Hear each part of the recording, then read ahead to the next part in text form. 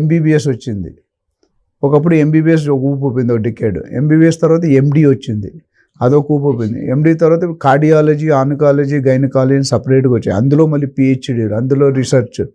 అంటే రాను స్పెషలైజేషన్ అయిపోతుంది. అలాగనే రియలైజ్, అది ఎందుకు చెప్పానంటే దానికి దీనికి సంబంధం ఏంటని చాలామంది అనుకుంటారు ప్రేక్షకులు. అలాగే అక్కడ ఎలాగైతే ఇక్కడ రియల్ ఎస్టేట్ కూడా లాయర్స్లో క్రిమినల్ లా ఇవన్నీ కాకుండా క్రైమ్, ఇందులో రియల్ ఎస్టేట్ ఎక్స్పర్ట్స్గా కొంతమంది ఎమర్జ్ అవుతున్నారు. There are some corporate company who charges lakhs and crores to give feasibility study.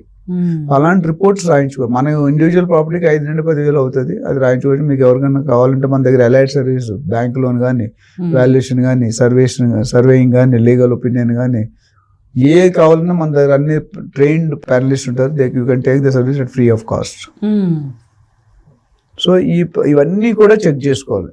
ఇవన్నీ పట్టుకొని మీకు బ్యాంక్ లోన్ కూడా